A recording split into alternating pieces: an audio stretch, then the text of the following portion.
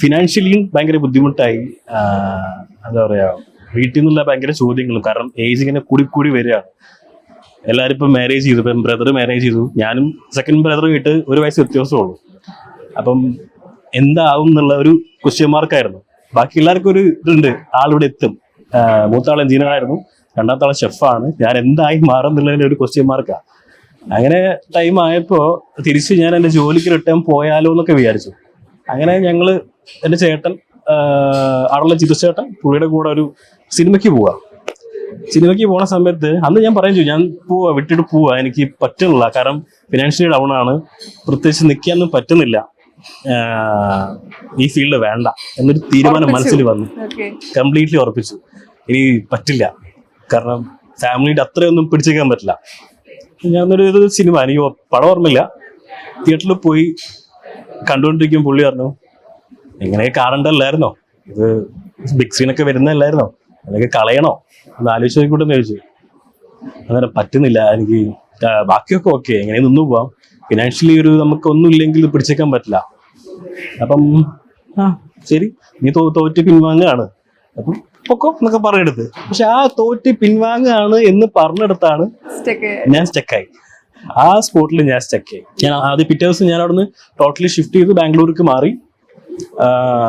ഒരു 4 ദിവസം ഞാൻ അവിടെ കംപ്ലീറ്റ്ലി നിന്നിട്ടുണ്ടാവുള്ളൂ.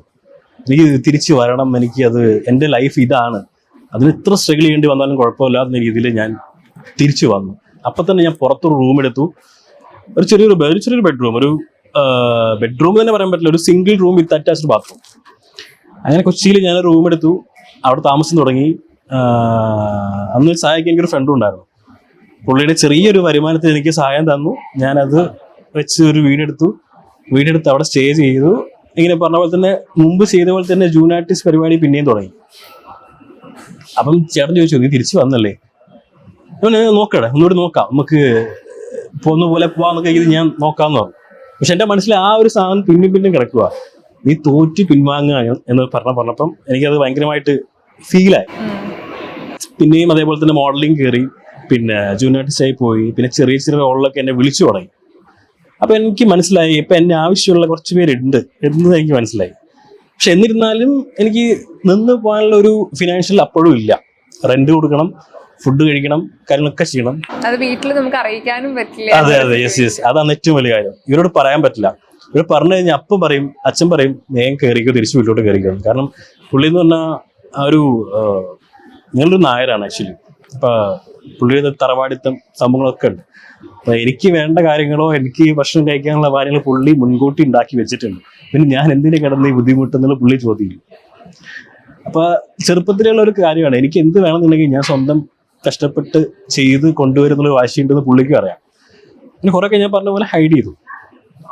പിന്നെ ഒരു ടൈമിൽ ടോട്ടലി ഡള്ളായി, ഒരു വർക്ക് കിട്ടുന്നില്ല, പിന്നെ ഭക്ഷണം കഴിക്കാൻ പോലും ബുദ്ധിമുട്ടുള്ള ടൈം എനിക്കുണ്ടായിരുന്നു. പച്ചവെള്ളം കുടിച്ച് ഞാൻ ജീവിച്ചിട്ടുണ്ടാവും കൊച്ചിയിൽ. അപ്പോൾ ഞാനത് ഏഷ്യാനെറ്റിൻ്റെ അവാർഡ് സമയത്ത് ഞാനത് പറഞ്ഞിട്ടുണ്ട്. കാരണം അന്ന് എനിക്ക് ഭയങ്കരമായിട്ട് ഫീലായിട്ട് എനിക്ക് ടോട്ടലി ആ ഒരു ബെസ്റ്റ് ആക്ടർ അവാർഡ് കിട്ടിയ സമയത്ത് എനിക്ക് ആദ്യം തോന്നിയതാ. കാരണം ഞാൻ ഇത്രയും ബുദ്ധിമുട്ടിൽ നിന്ന് ഞാൻ ആഗ്രഹിച്ചതിൽ ചേട്ടൻ പറഞ്ഞ നീ തിരിച്ചു പോവാണെന്ന് ചോദിച്ചാൽ ആ ഒരു ഫയറും ഇതെല്ലാം എൻ്റെ മനസ്സിലുണ്ടായിരുന്നു. അപ്പോൾ അതിൽ കഷ്ടപ്പെട്ടാലും വേണ്ടില്ല, ആഗ്രഹിച്ച് നേടിയിട്ട് ഇനി ഒരു മടക്കയാത്ര വീട്ടിലോട്ടുള്ളൂ ഞാൻ ഉറപ്പിച്ചതായിരുന്നു.